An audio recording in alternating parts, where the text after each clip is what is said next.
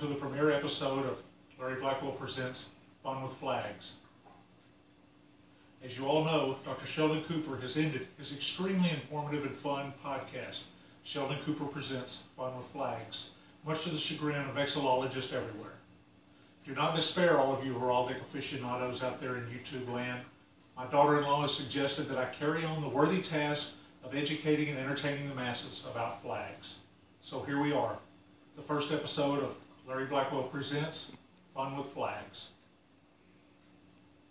For this edition, I have selected the flag of Canada in honor of my daughter-in-law, Vicki.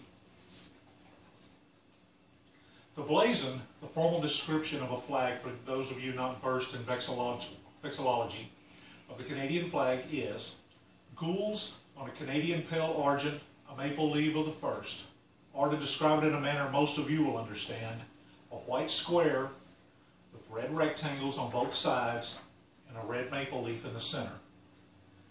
Here's a fun fact.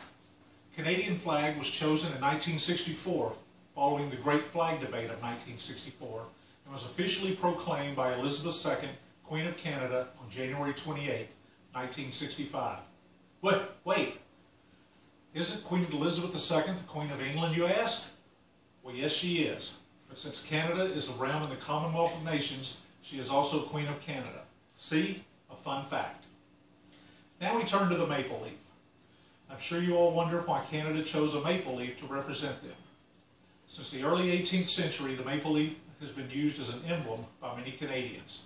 In fact, the first mayor of Montreal, Jacques Beguer, described the maple as the king of our forest, the symbol of the Canadian people. But since maple trees are deciduous and their leaves fall in decay every year and leave a smelly pile of compost, why not pick something longer lasting and more pleasant for your emblem? Like what, you may ask?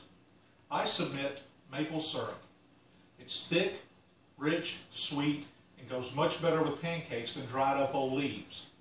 Here's a prototype for your new flag, Canada. How about it, Canada?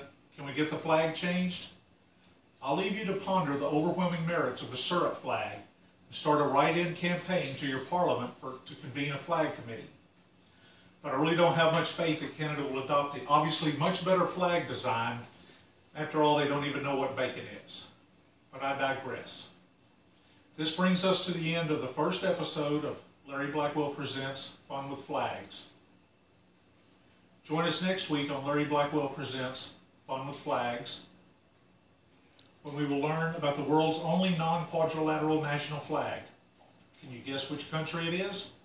To find out, you'll have to tune in next week to Larry Blackwell Presents Fun with Flags. In Canada, think about it.